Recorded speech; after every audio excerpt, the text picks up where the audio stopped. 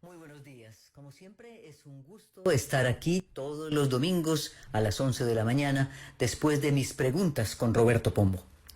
Diversos estudios realizados tanto por el DANE como por instituciones académicas señalan el deterioro de la salud mental como una de las principales preocupaciones en la actualidad.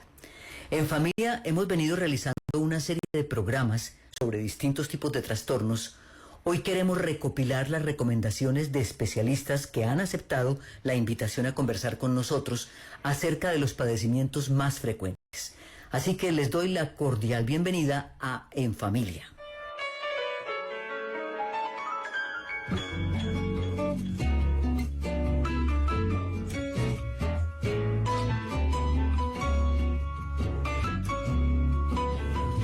Para el dolor profundo, una mano azul que te acaricie las venas y te dé luz, y te dé luz, y te dé luz, y te recuerde lo hermosa que eres tú. Para lo que has perdido, mirada rosa que te devuelva el hilo y te recoja, y te recoja, y te recoja, y te cuide y te cure cuando estés rota. Para la pena negra, tus ojos limpios para la espera, un buen sillón para la soledad, mucha gozadera y el beso dulce de esta canción. Para la duda oscura, un clavo ardiendo que ilumine la noche, mata el miedo, y mata el miedo, y mata el miedo, y separe lo falso y lo verdadero. En este primer segmento contaremos con la presencia de dos profesionales de la salud mental. La doctora María Eugenia Reátiga, psicóloga, docente de la Universidad del Norte, y Natalia Sánchez, médica cirujana con especialidad en psiquiatría. Quiero comenzar destacando una de las cifras más preocupantes de los estudios que hemos revisado, y es que menos del 40% de las personas que sienten que algo no anda bien en su salud mental consultan o buscan ayuda profesional. Quisiera entonces empezar por ahí, doctora María Eugenia. Gracias, Judith. Desde antes de la pandemia hay un dato importante. El 37.5% de la población colombiana, de los afectados por problemas emocionales, solamente el 37.5% pide ayuda. ¿Y por qué? Por razones de prejuicio y estigma. Nos da miedo reconocer que tenemos la necesidad de ayuda. Nos da miedo estar en contacto con nosotros mismos. Parece que tuviéramos una barrera para reconocer que hay dolores en nuestra alma, en nuestro corazón, en el interior de nosotros mismos. No me sorprende ese dato, porque claro, el 40% de las familias colombianas aproximadamente son madres cabeza de hogar. Son hogares constituidos por mujeres solas, madres cabeza de hogar. Claro, son más vulnerables y sin trabajo. O sea, la exposición, el riesgo, el peligro, la presión que hay que manejar es mayor. Entonces, yo quisiera que entendiéramos algo. Los seres humanos no somos ajenos al contexto. No venimos hechos. Entonces, nuestra capacidad, nuestro bienestar depende mucho de las presiones que tengamos que manejar. Y esto ha sido una presión grandísima, sobre todo en los sectores más vulnerables. Les propongo entonces que tratemos tres de los asuntos más recurrentes: la depresión, la ansiedad y la adicción, especialmente a los juegos. Empecemos con la depresión. Y para entrar en materia, escuchemos la historia de Andrés. Padezco depresión desde los 13 años. Sin embargo, pues yo no fui diagnosticado en su momento porque yo pensaba o sentía que esa era pues mi personalidad. Básicamente esa era como mi forma de ser. Entonces pues nunca, indagué de una manera tal que me permitiera a mí tener, digamos que una certeza de qué era lo que pasaba conmigo, sino que pues ya hacia los 24, 25 años sí me diagnostican ya producto de una crisis emocional muy fuerte, de un estado muy crítico. Sí me dan mi diagnóstico ya después de, digamos que de un reposo que yo tengo, que se me diagnostica con depresión profunda. No sabía yo, no tenía la certeza de qué era, asimilaba o pensaba yo que era así, mi forma de ser y mi persona, pero pues nunca me imaginé que fuera una enfermedad pues de esta magnitud. Andrés, cuando dices que yo era así, ¿cómo es ese ser así? ¿Cuáles eran esos síntomas? ¿Qué era exactamente lo que te pasaba y lo que te sigue pasando? Pues bueno, yo sentía que mi personalidad era un poco tímida, era muy reprimido, muy aislado, como bastante nostálgico, era muy introvertido y me costaba, digamos, relacionarme con otras personas o en ambientes muy grandes. Me costaba mucho, sentía que no encajaba y pues que era parte de mi personalidad. Yo sentía eso, ¿no? Que era para mí, pues digamos que era como mi naturaleza, pero sin embargo nunca lo intenté, sino sentía que era como parte de mi ser, pero no me imaginé pues que era una enfermedad. O sea, sentía, digamos, como esa sintomatología, digamos que de ciertos modos leve, pero nunca fue, digamos, un proceso, digamos, que se desatara y se detonara, sino pues era más bien como momentos, ¿no? Pero siempre era de una constancia muy seguida. Sin embargo, pues yo en ese entonces pues no sentía que hubiera un problema, sino que era pues parte, digamos, de mi personalidad, de pronto de madurar, de crecer, de que yo era así como persona, pero no me imaginé nunca que fuese pues una enfermedad. Andrés, cuando comienza a ocurrir eso que usted dice, eso de yo creía que era así, o esos cambios que estaba presentando en su vida, ¿qué pasaba alrededor? ¿Qué decía su familia? ¿Contaba con apoyo? ¿Qué pasaba en ese momento? Pues digamos que yo apoyo sí tenía de mi familia y de mis seres queridos, pero ellos también lo asimilaban como que esa era mi personalidad, sino no era algo como tan perceptible como si fuese algo que se viera dentro del cuerpo o se manifestara de alguna forma física. Sí sabía que de pronto yo tenía algunos inconvenientes, tal vez producto de la etapa de la juventud y todo lo demás, pero nunca estuve solo. Eso sí, no. Yo que sentía, pues en ese momento sentía que en ocasiones pues que de pronto no era comprensible ni siquiera yo con las personas, y que las personas tampoco me comprendían, y me costaba mucho expresar de pronto las emociones que sentía o los sentimientos, porque de por sí a veces no sabía ni identificar qué era lo que pasaba dentro de mí o cómo poderlo expresar de una forma que las personas lo entendieran, tal que pues digamos se asimilara a lo que yo estaba sintiendo, ¿no? Porque las emociones son emociones, pero pues digamos que al momento de estar así no sabía yo qué expresar con certeza, de decir, bueno, me siento aburrido, me siento cansado, me siento triste, no sabía yo identificar muy bien qué era lo que pasaba. Sin embargo, pues era una mezcla de muchas cosas y tal vez a mí se me hacía muy difícil comunicarlo en su momento. Andrés, muchas gracias por compartir tu historia con nosotros en Familia. Les recuerdo que nos acompañan las especialistas María Eugenia Reátiga y Natalia Sánchez. Doctora Natalia, ¿qué es lo más difícil cuando estamos frente a una posible depresión?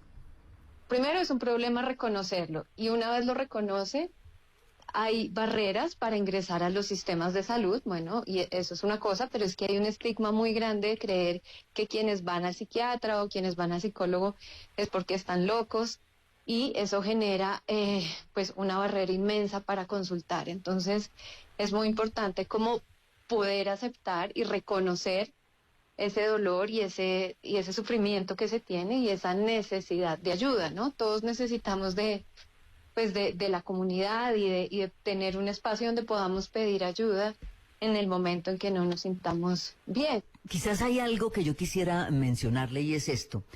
De pronto uno puede estar sintiendo que tiene una gran cantidad de cosas en la cabeza que le rondan, en fin, pero no siente que sea necesario consultar. La pregunta concreta, y yo creo que para las dos, es ¿cuándo sabemos que lo que estamos sintiendo es un trastorno emocional o una enfermedad mental o simplemente una tristeza y una ansiedad por la actual situación mundial, Natalia? Bueno, es muy importante hacer esta diferenciación porque, claro, hay unos sentimientos básicos y uno de estos es la tristeza, que todos lo sentimos en momentos de decepción o de frustración y que es normal, es importante reconocerla, pero eso no significa una enfermedad. Ya cuando hablamos de una depresión como tal es cuando la persona pierde las ganas un poco de vivir, pierde ese disfrute que tiene la vida, las cosas que le interesaban antes ya no tienen esa misma gracia para esta persona. Hay un ánimo triste, como ese ánimo deprimido, la mayor parte del día también. Hay otros síntomas que nos pueden ayudar a hacer este diagnóstico y es se pierde un poco el apetito, se bajan las ganas de comer, en algunos casos puede ser lo contrario y hay una voracidad y unas ganas de comer, que es una depresión más atípica donde se duerme mucho y donde se puede comer mucho, pero por lo general es una pérdida de ese apetito y una dificultad para dormir, y estos problemas del sueño pues también han sido muy frecuentes durante la pandemia. Entonces ya cuando aparecen estos síntomas, sobre todo que nos afectan la funcionalidad, el día a día, el pararse de la cama y cumplir con las funciones, ya se puede hablar de una depresión y es cuando la persona ya debe contactar pues ayuda profesional. Generalmente hay un estigma sobre las personas que tienen alguna enfermedad mental o algún trastorno mental, y es que se cree que estas personas no pueden mejorar. ¿Por qué no hablamos de la importancia del tratamiento y de la importancia de la terapia en este mejoramiento? A ver, a propósito del estigma, las personas temen porque no somos, en general yo diría porque no vivimos en una cultura de reconocer que tenemos pérdidas, dolores, duelos, y que la cultura casi que nos ha impuesto ponernos la máscara de estar siempre bien, estar feliz, agradecidos. Bueno, entonces, pero además, digamos, es una razón cultural, podríamos decir, que no promueve el estar en contacto con nuestros sentimientos, con nuestros duelos, nuestros dolores. 2, imagínate que tú tuvieras un problema físico y que además del problema físico, bueno, como eran antes las pestes, tú sintieras que la gente te rechaza. Es como no va a ser fácil para ti que enfrentarme a doctor, tengo este problema, porque sabes lo que te espera. Ese es el problema del estigma. El estigma influye, 1, en que no pidas ayuda a tiempo. 2, en que las personas, incluyendo tu familia, muchas veces no entienda que es un problema real, emocional. Entonces, muchas veces la familia, sobre todo en los casos de depresión, en esas depresiones como las que mencionaba la doctora Natalia, en donde la persona duerme y come mucho. Entonces, todo el mundo es, ay, qué vago, qué pereza. No, es la depresión. Entonces, 1, la persona no pide ayuda. 2, la familia no apoya por ignorancia. Y 3, la misma sociedad se encarga de estigmatizar. Ah, no, es que él es responsable de lo que le pasa. Ah, no, es que esa persona, es fácil salir de ahí. Es que es peligroso cuando son trastornos mayores, ¿no? Muy psicóticos. Ah, es que es flojo. O es otro. A mí se me parece el más triste. Tenemos una visión del trastorno mental como si fuera, eso nada más le pasa, eso es cuestión de herencia. No, la doctora sabe que la genética influye en muchos trastornos mayores, es cierto, pero siempre el contexto es el disparador que hace que tú manifiestes o no una disposición que tienes. Los problemas mentales están muy ligados a la sociedad, al contexto. Y hay personas que al naturalizar el problema, enseguida le ven el mal pronóstico. No, ya eso es de familia, eso es de constitución. No, por el contexto se pueden hacer muchas cosas. Yo siempre he dicho, ¿qué sería de Van Gogh, el gran pintor, si no hubiera tenido un hermano que lo quería mucho? ¿Qué sería de John Nash si no hubiera tenido la pareja que tuvo? Y así. Entonces quería complementar el problema, la gravedad del estigma. Somos una sociedad muy violenta que violenta a la persona que está sufriendo. Además de sufrir, de padecer, porque nadie está feliz con un problema mental, es recibir el rechazo, la discriminación, el prejuicio y el estigma del grupo social. El estigma social, pero también el autoestigma, ¿no? Que es el creerse que si voy es porque soy débil. Si voy a esas citas porque no fui lo suficientemente para superar esto solo. Entonces, este autoestigma como que potencia este círculo de evitar asistir a las consultas y creo que contribuye a esa cifra que nos decías al inicio de por qué la gente no asiste a pedir ayuda profesional. Doctora Natalia, hay una cosa muy cierta, y es que en el cine, en la televisión, siempre que vemos un tema de enfermedad mental, lo vemos un poco asociado a peligrosidad. ¿Qué hacemos para quitar ese estigma y por qué no hablar con la gente de, no necesariamente cuando hablamos de enfermedad mental estamos hablando ni de peligrosidad, ni estamos hablando de personas que nos vayan a hacer daño? Hablemos un poco sobre eso. Pues yo creo que la aproximación a la salud mental ha evolucionado muchísimo a lo largo de los años y las grandes productoras de cine o de televisión siguen como presentando esas imágenes que anteriormente eran comunes, de pronto de asilos o un modelo mucho más manicomial, pero los modelos de atención en salud mental han hecho una transición hacia lo comunitario, hacia lo ambulatorio, hacia la rehabilitación psicosocial, y esto hace que sean modelos donde el paciente o la persona que consulta asiste a un espacio muy similar a un espacio médico usual, ¿no? Un consultorio médico, donde también los medicamentos hacen que la mejoría de la persona sea mucho más rápida y que no sea necesariamente una hospitalización, que muchas personas tienen también ese miedo. Ya los manejos se propende porque sean principalmente ambulatorios y basados en la comunidad, ¿no? Entonces sí creo que ha hecho mucho daño todas estas imágenes de algunas películas, porque esto ya no es así. Esto era en unos tiempos, pero afortunadamente pues ha evolucionado. Muchas gracias a María Eugenia Reátiga y a Natalia Sánchez por habernos acompañado hoy en Familia. Vamos a la pausa y al regreso hablaremos de ansiedad. Los deportes en Caracol Radio.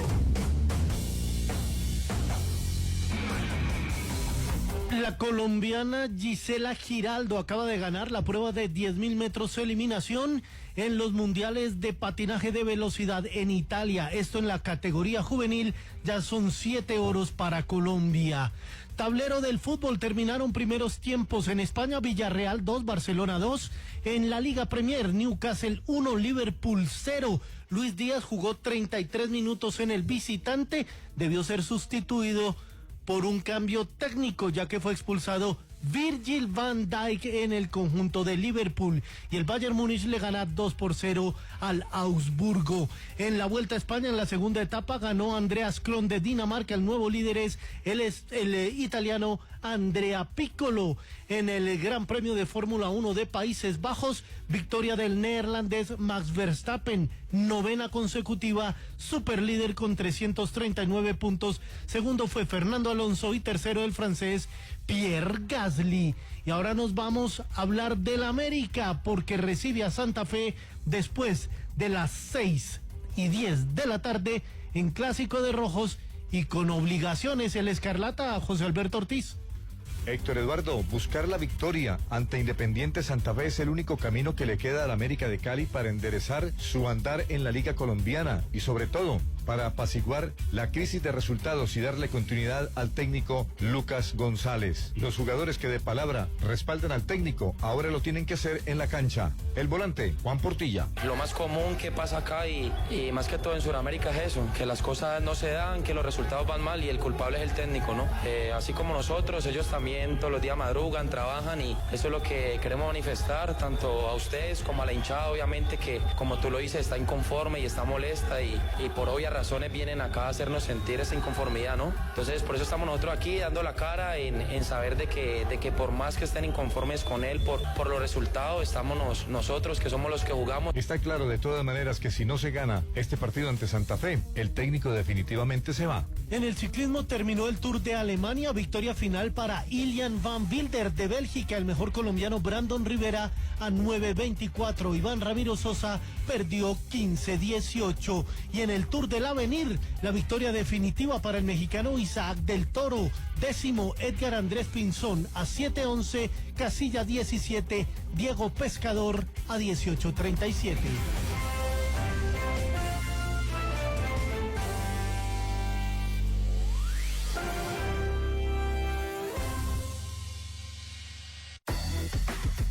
Este domingo en el personaje de la semana de Caracol Radio, Juan Carlos Higuita conversará con Zuleima Asprilla, gerente general de la Corporación Ballet Folclórico de Antioquia desde el año 2002.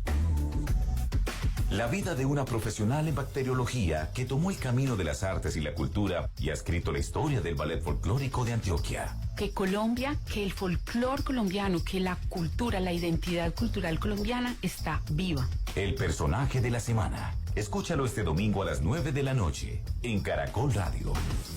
Más compañía. El pulso del fútbol de Caracol Radio con César Augusto Londoño y Juan Felipe Cadavid. Le ha dado palo a Messi, pero no, pues no, otra cosa es que no sea un áulico de Messi, que todo lo de Messi es bueno y perfecto, divino, bello. Entonces, para hablar bien de Messi hay que ser un áulico. No, sí, pero, para decir que Messi es el mejor del mundo hay que ser un áulico. Pero entonces, para decir que fue el mejor jugador del mundial, entonces hay que ser un áulico. Es el mejor jugador del mundo, es el mejor jugador del mundo, pero también comete errores y también tuvo épocas malas y también tuvo momentos difíciles. Maximizaba los errores de Messi. Bueno, porque en ese momento todo el mundo, ay, no, pobrecito, es que Messi es perfecto. No, Messi no es perfecto. No es perfecto. Es el mejor del mundo. No es perfecto, pero es el que menos se equivoca. El pulso del fútbol, lunes a viernes a la 1 de la tarde. Dirige César Augusto Londoño. Caracol Radio, más compañía. En Caracol Radio, la vida se disfruta en familia. Vive la vida con bienestar.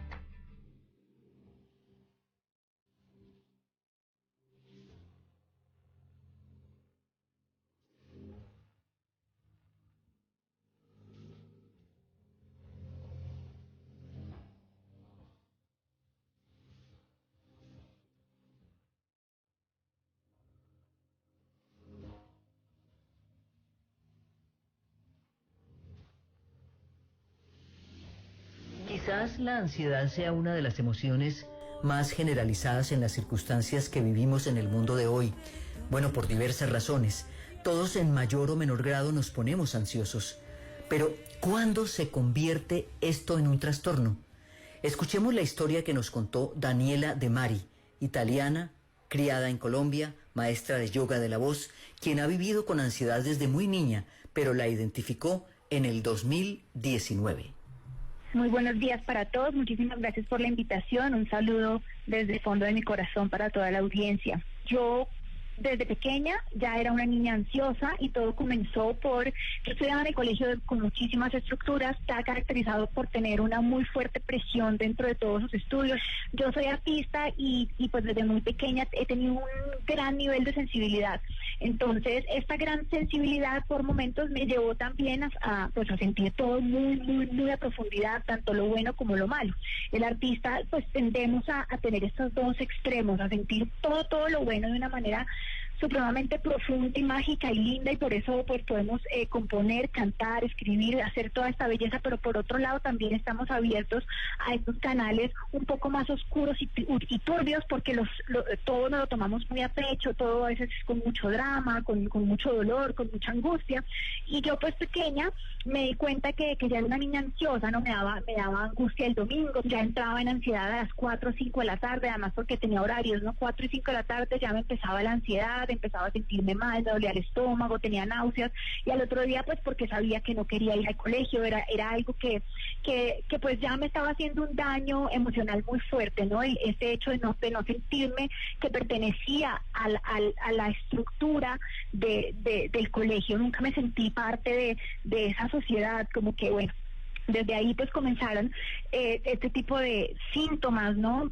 Pero en ese momento eran leves y eran controlables, digamos que nunca me sacaron de mi ser. Cuando de pronto de un momento a otro mi cuerpo entró como en un cortocircuito, muchas cosas que a veces uno no habla y no expresa, el cuerpo sí las manifiesta y puede manifestarlas en diferentes tipos de enfermedades. En este caso, según lo que yo logré yo misma entender, fue que a mí me dio un caso de ansiedad generalizada. Y este tipo de trastorno, ansiedad generalizada, lo cual no se lo deseo a nadie, porque yo sé que las personas que han vivido un trastorno de ansiedad generalizada saben que es de las peores cosas que le pueden pasar a un ser humano. Es realmente algo muy horrible, es muy fuerte, porque uno no tiene control ya de su cuerpo y pues fue algo muy fuerte lo que me sucedió, y todo empezó por un desbalance en la tiroides. Al ser yo cantante, yo trabajo mucho con esta glándula, y mi glándula creo que empezó a descompensarse y a desbalancearse, y esto generó que mi cuerpo entrara en lo que te decía, un cortocircuito en donde empecé a tener desmayos sin ningún tipo de razón.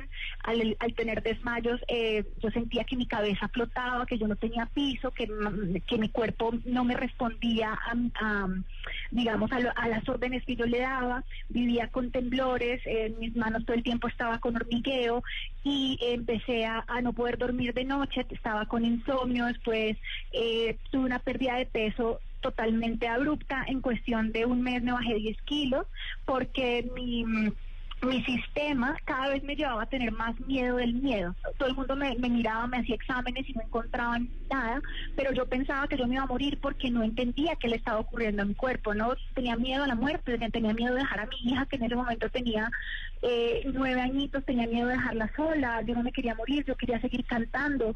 Y cuando me compré el libro, el gran libro de la ansiedad, que se los recomiendo muchísimo, porque la ansiedad es una enemiga maestra, ¿no? Porque ella es una maestra, pero es una enemiga silenciosa.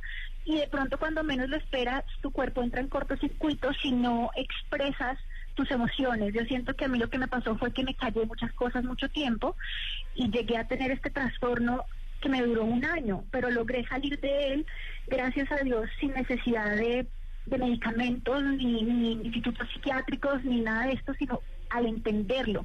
Cuando entendí qué era lo que tenía y la miré a los ojos, a esta gran maestra, entendí que ella venía a enseñarme algo, que ella venía a hacerme sentir viva, que ella venía a que yo la mirara así con fuerza y supiera que nada me iba a pasar, que solo respirara. Entonces esto viene como a confrontarme para ver si yo tengo la suficiente fuerza para seguir adelante. A mí muchas personas me preguntan, pero tú debes vivir en un remanso de paz todo el tiempo. Tú seguramente nunca has sufrido de ningún tipo de trastorno. ¿Por qué no? Si soy humana, claro que sí. Y yo sufrí de ansiedad generalizada, y la música me sacó, mi misma música, mi mismo trabajo, mis mismos mantras, mi misma voz, y obviamente la conexión con la divinidad me sacaron de ese episodio tan horrible que viví durante 1 año, que fue el peor año de mi vida. Logré salir y hoy me siento más feliz que nunca. Y claro, tengo momentos en donde estoy ansiosa, pero ya no tengo miedo, porque sé que pasa, que todo pasa. Muchas gracias, Daniela Di Mari, por estar con nosotros, y además por habernos acompañado con esta linda voz que ustedes han escuchado en este segmento de En Familia. Hemos invitado a la doctora María Andrea Hernández, psicóloga, psicoterapeuta egresada de la Universidad de los Andes, directora del Centro de Terapia Estratégica de Bogotá. Doctora María Andrea, un gusto tener su presencia hoy en Familia. Gracias por aceptar esta invitación. Y quizás en este tema que estamos tratando hoy, la ansiedad, la pregunta sería: todos en mayor o menor grado nos ponemos ansiosos en determinado momento de la vida. ¿Cuándo podemos hablar de que la ansiedad es algo normal y cuándo se vuelve un trastorno de la ansiedad? Buenos días, Judith. Mil gracias por la invitación, por estar en el programa. Evidentemente todos tenemos síntomas a lo largo de nuestra vida. En ciertas etapas se acentúan mucho más síntomas que podrían llamarse ansiógenos, de ansiedad. Síntomas que todos hemos identificado, como decir nerviosismo, dolores de cabeza, sensaciones de vacío, dolores musculares, que normalmente se han asociado al trastorno de ansiedad. Y eso lo podemos sentir todos en momentos a veces que necesitamos la ansiedad, la que yo llamo la ansiedad adaptativa, o esa ansiedad que a veces prevalece, se vuelve invalidante y de alguna forma dura un tiempo determinado, que ya aquí estamos hablando de una ansiedad mucho más crónica, de una ansiedad prolongada en el tiempo. Porque aquí la persona, por ejemplo, vive un estado de alarma que empieza a afectarle su salud médica, su salud psicológica sobre todo, y estas reacciones pueden volverse insoportables para el organismo, para la persona. Las personas con ansiedad, cuando ya es una ansiedad psicológica, llamémoslo así, pueden llegar a conductas compensatorias como el refugio en ciertas cosas. Hoy en día las redes sociales, tanto que se está viendo en los adolescentes, atracones de comida, comportamientos autolesivos, uso o abuso de alcohol y otras sustancias. Entonces ya estas percepciones de amenaza o peligro que desencadenan estas reacciones psicofisiológicas pueden desencadenar asimismo este tipo de conductas. Doctora María Andrea, pero hay unos síntomas puntuales que podríamos decir, estos son síntomas de ansiedad, y lo digo porque quizás usted hablaba del dolor de cabeza, hay unos síntomas leves, pero también hay unos muy preocupantes que ya llegan a ser paralizantes.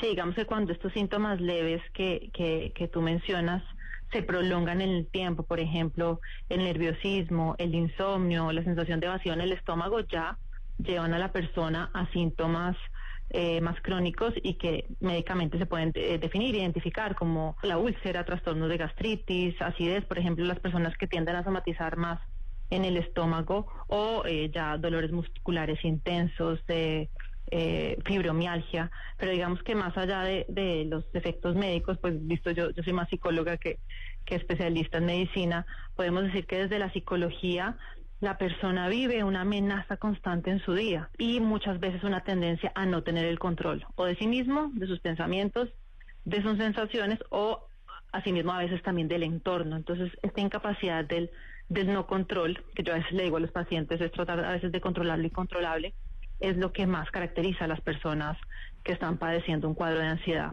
Más allá de lo físico puede ser un indicador que al comienzo es leve, como dije, después se vuelve, se cronifica, pero es la percepción la que debemos trabajar. Y desde la psicología hay que trabajar cuál es esa sensación o amenaza de peligro que tiene la persona. Doctora María Andrea Hernández, muchas gracias por su presencia En Familia. Después de la pausa los invito a que hablemos de ludopatía. El Bar Caracol lo tiene todo. Ellos creen que en este momento no hay un entrenador de la jerarquía para tomar a Junior. Los directivos no tienen un horizonte claro, no saben qué hacer. Siempre las decisiones como que son raras. Desde la misma llegada al Bolillo también. 16 técnicos en 10 años, es una barbaridad. Yo creo que nunca debió llegar, por las características del entrenador, no por malo. No, porque es un técnico que hay que respetar por lo que ha hecho. En mi parecer, Arturo es muy buen formador, divisiones menores. Lo que se dice en el bar se escucha en todas partes. Lunes a viernes de 2 a 4 de la tarde con Diego Rueda. Caracol Radio, más compañía. Fin de semana de goles, emociones y partidos apasionantes en la 8ª fecha de la Liga Colombiana. Este domingo a las 4 de la tarde se revive el clásico de la más reciente final. No te pierdas Millonarios Nacional. Y a las 6:10 de la tarde, partidazo en el Pascual Guerrero de Cali, América Santa Fe.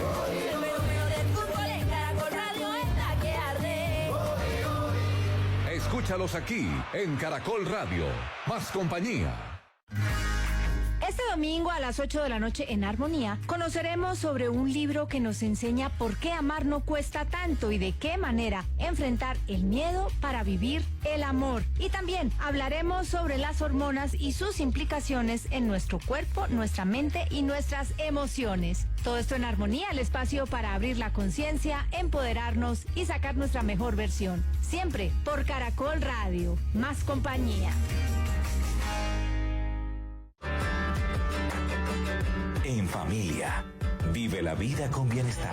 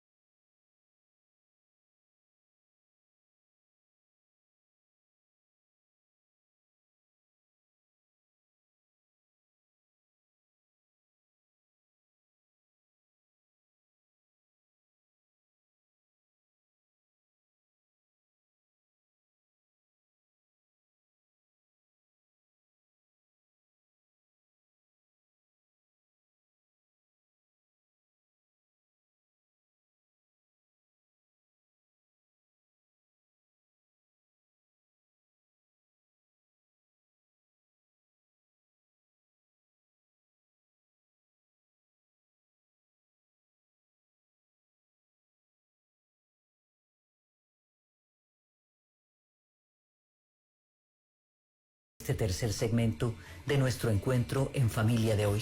José pasó 26 años de su vida jugando, apostando, pero también luchando para tratar de alejarse del mundo de los casinos y de los juegos de azar. Pero que sea él mismo quien nos cuente su historia. Buenos días, José. Bueno, muy buenos días. Primero que todo, agradecido por la oportunidad que nos brindan de compartir pues nuestra experiencia, el sufrimiento, la desesperación, la desesperanza que genera esta ludopatía y que sabemos que muchas personas lo están experimentando hoy en día y que no saben que hay una solución. Respecto a mi historia, Judith, lo que puedo decirte es que esto empezó hace mucho tiempo. Cuando era una persona muy joven, 13, 15 años, siempre tuve un comportamiento compulsivo, lo llamamos nosotros, pues juegos compulsivos como tal. Me gustaba jugar los dados en el colegio, las cartas, juegos de salón, como jugar la cuarta en la pared. Y empecé a comportamientos como ese estilo, digamos que no me afectaba mucho, pues era un niño. Pero luego a los 23 años conocí todo este mundo de las apuestas, ¿no? Yo empecé en los casinos, empecé con todo lo que eran cartas, máquinas, juegos de caballos, ¿cierto? Y con cantidades de dinero pues muy pequeñas, casi insignificantes. En algunas ocasiones gané, pues digamos que ahí empezó como la gran tormenta, ¿no? El gran sufrimiento, porque pues empezaba a ganar y cuando ganaba pues quería ganar un poco más, ¿cierto? Cuando perdía, entonces quería recuperar el dinero perdido. Y pues esto empezó a ser algo progresivo en el tiempo. Entonces progresivo, como te decía, eran pequeñas cantidades al principio, luego las cantidades de dinero empezaron a volverse más grandes, a crecer, y el tiempo empezó a pasar, ¿cierto? Empezó a pasar el tiempo, empecé a tener trabajos, empecé a hacer cosas absurdas, como de pronto ir y jugar y gastarme toda la quincena de trabajo, gastaba todo el dinero. En aquel tiempo estaba en la universidad, empecé a gastarme el dinero de la universidad que mi mamá me ayudaba a pagar ese tiempo, entonces me gasté el dinero. En los trabajos empecé a pedirle prestado a mis jefes, entonces empecé a tener problemas en el trabajo con los jefes, problemas familiares, y empezó a crecer mi deseo de jugar, ¿no? Utilizaba cada vez más tiempo jugando. Y esto pues fue un ciclo que se repitió durante mucho tiempo. Digamos que máximo lo que yo podía parar de jugar era entre 3, 6, 9 meses, pero siempre volvía al mismo círculo vicioso, ¿no? Que era el apostar y querer parar de jugar, pero pues era realmente imposible. Y digamos que luego siguió avanzando el tiempo, digamos entre los 25 y los 46 años, empecé a seguir jugando nuevamente y luego formé mi familia como tal. Ahí digamos que fue cuando se aumentaron los problemas, porque al formar pues una familia, tener una pareja, empecé a tomar, por ejemplo, el dinero de mis responsabilidades, ¿no? El dinero del arriendo, me lo gastaba, a no tener ahorros, empecé a pedirle prestado a mi pareja, empecé a pedirle prestado a amigos, a familia, el rendimiento laboral pues se bajó, empecé a tomar dinero de las empresas en las que estaba, a soltar préstamos bancarios, y pues todo esto bajo la idea de que si me gastaba un dinero, apostaba, que iba a apostar y que seguramente prontamente lo iba a poder recuperar. Entonces era día tras día, deuda tras deuda, y pues eso me acompañaba la intranquilidad diaria, el no poder dormir, difícilmente tenía relaciones familiares porque ya todo empieza a abandonarte, un mundo de mentiras, ¿cierto? Un descuido físico, porque el tiempo, la enfermedad va siendo progresiva, ¿no? Cada vez jugando a escondidas, o sea, un mundo realmente desastroso. José, ¿en qué momento siente que toca fondo y cómo logra salir de ahí? Porque creo, bueno, en la búsqueda de este programa nos encontramos con jugadores anónimos que realmente nosotros no sabíamos que existía. ¿Qué tan importante fue también pertenecer a un grupo de apoyo como este? Sí, muchas gracias por la pregunta. Eso es lo complejo de la enfermedad, ¿no? Los fondos fueron muchos. Eso es lo más terrible, los fondos fueron muchos.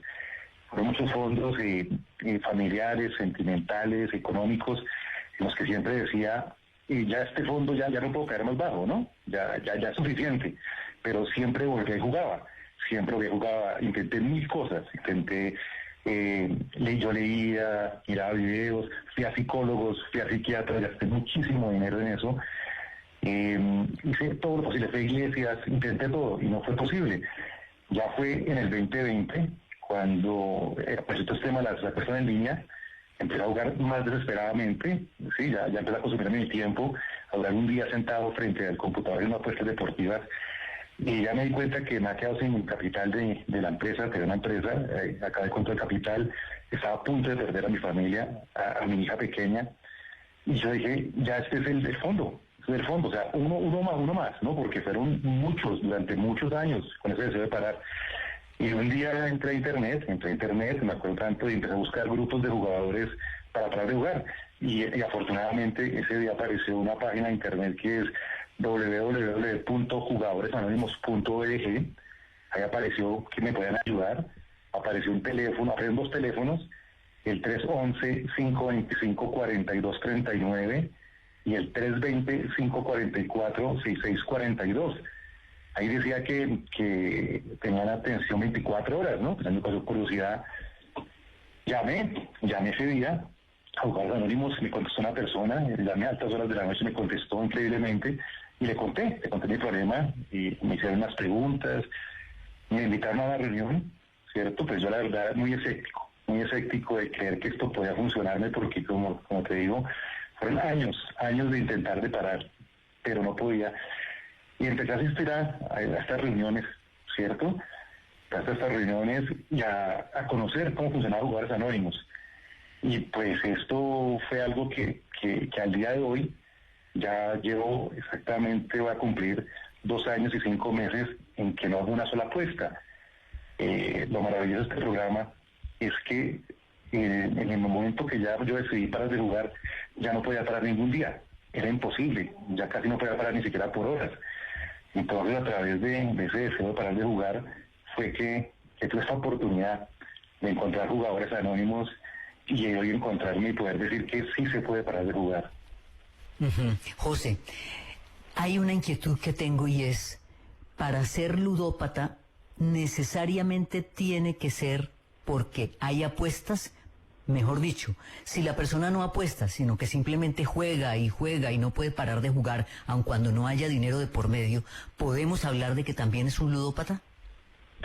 Pues nosotros en Jugadores Anónimos, para nosotros nuestra definición del juego es que sin importar lo insignificante que sea en la apuesta, ya sea por dinero o no, donde el resultado sea incierto o dependa del azar, se considera jugar, ¿sí? Ese es el enfoque de la comunidad. Entonces, pues, en el caso mío y en el caso de todos los compañeros que pertenecen a la comunidad, somos una fraternidad, básicamente, sí, la apuesta más pequeña en nosotros activa inmediatamente ese mundo de sufrimiento y ese mundo de tristeza, porque se pierde el control. Sí, además que José estaba pensando en una cosa, después de que le hice la pregunta, y es que al fin y al cabo también está uno apostando su tiempo.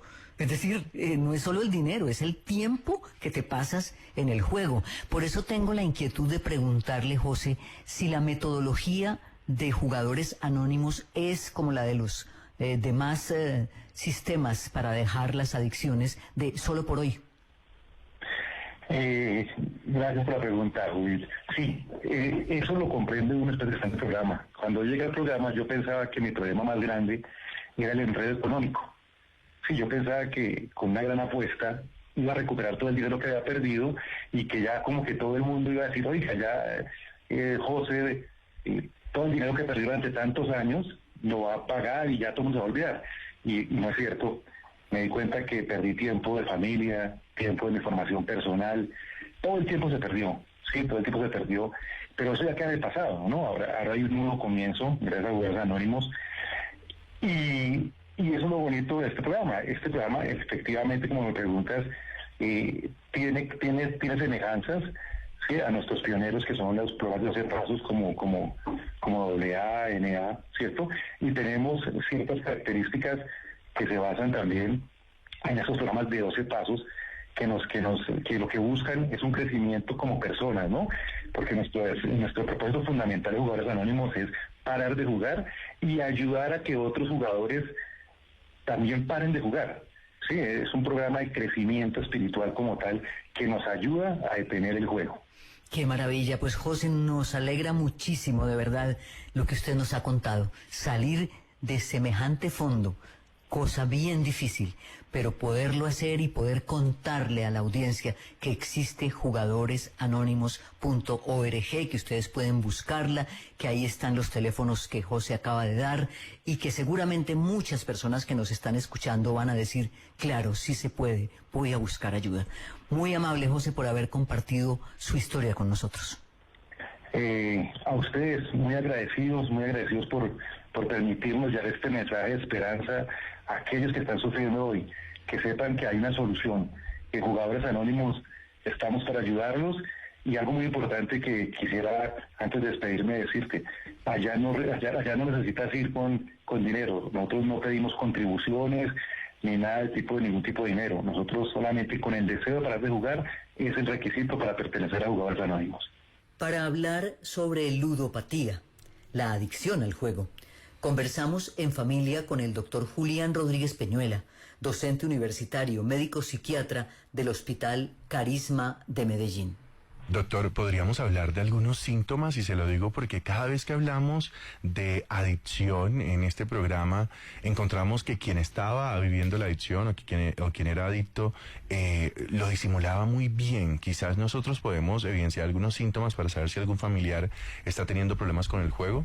Muy bien, sí. En algunos casos, lo que uno puede ver es que algunos de estos pacientes empiezan, por ejemplo, a ocultar un poco los manejos del dinero.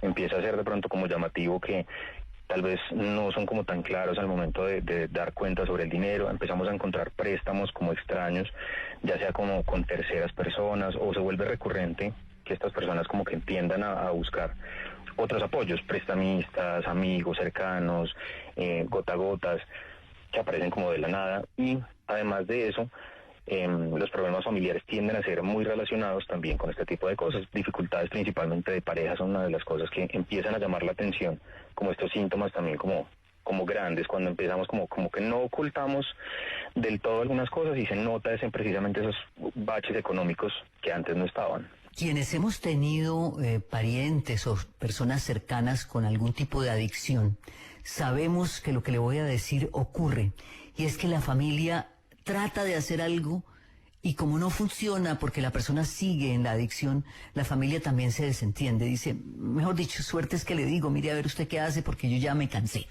¿Le ha pasado eso con sus pacientes? ¿Y qué le recomendaría usted en este programa que se llama En Familia a las familias de las personas ludópatas? Es relativamente habitual que ocurra esto porque precisamente en estos procesos de enfermedad crónica tiende a haber un desgaste del entorno familiar. Siempre hay un desgaste, no solamente en la ludopatía, sino en general en las adicciones tiende a agotarse mucho esta red de apoyo inicial. Entonces las familias, que son esos primeros que responden, se cansan muy pronto, empiezan a decir como, bueno, yo ya con usted no puedo más, y si bien el apoyo es necesario, en ocasiones también es importante a veces un poco de darles ese espacio y decir como, bueno, yo te acompaño en tu tratamiento hasta cierto punto, existen estos programas, existen estas otras alternativas para precisamente intentar hacer algo. Porque cuando nos encargamos solamente de acompañar y definitivamente abandonar, pues el abandono tampoco es del todo beneficioso para estos pacientes. Es importante que ellos de alguna u otra forma sientan que esa red de apoyo puede estar apoyando en el momento de volverse a vincular a un tratamiento, y para nosotros, en los tratamientos integrales, se requiere de la familia como un pilar esencial para su tratamiento y recuperación.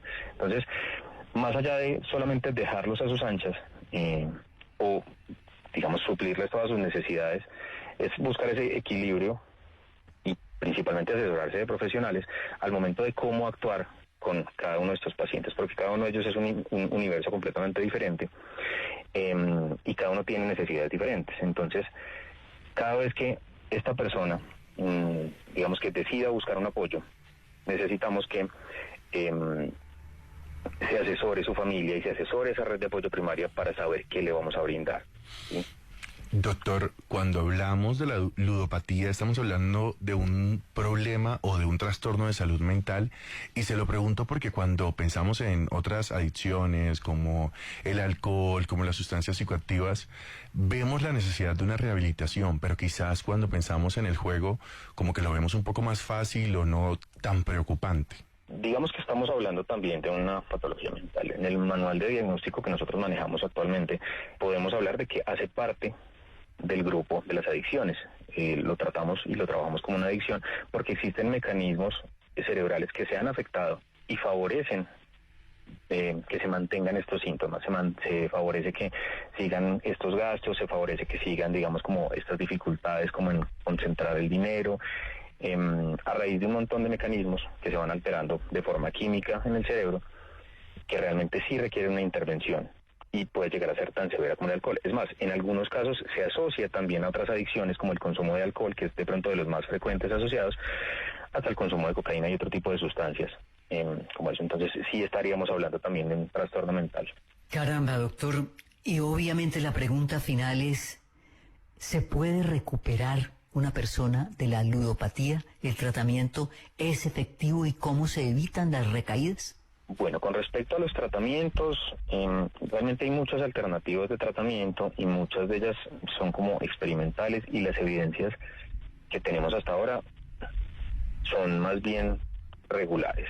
Es decir, a un porcentaje realmente pequeño de estos pacientes les va muy bien durante el tratamiento. Hay tratamientos que se hacen en acompañamiento profesional, con medicamentos, con internación, incluso en algunos casos. Y uno de los tratamientos, digamos, como que ha tenido importante relevancia en estos casos, es todo lo que tiene que ver con jugadores anónimos, que son un grupo de pacientes que son de los que más han demostrado también sostenerse en el tiempo. Entonces, sí hay posibilidades, es un tratamiento que requiere muchísimo trabajo desde la familia, los pacientes, la sociedad, para prevenir un montón de cosas, y la prevención de recaídas realmente depende mucho de qué tanta conciencia generemos en la persona que tiene la enfermedad y en la familia para lograr proteger a su paciente y pues a su familiar y a su ser querido en estos casos. Bueno, pues doctor, ha sido muy útil conversar con usted definitivamente en el cierre de nuestro programa de hoy. Le agradecemos muchísimo su tiempo, su compañía, y de verdad esperamos que lo que hemos dicho hoy en el programa resulte útil para nuestra audiencia. Muy amable, doctor Julián Rodríguez Peñuela, por estar con nosotros en Familia. A ustedes muchas gracias por la invitación. Y a ustedes en sus hogares, como siempre, el agradecimiento por su sintonía, por su confianza, por su permanencia con nosotros en Familia. Y quédense, como siempre, aquí en Caracol Radio, porque ahora vienen las noticias.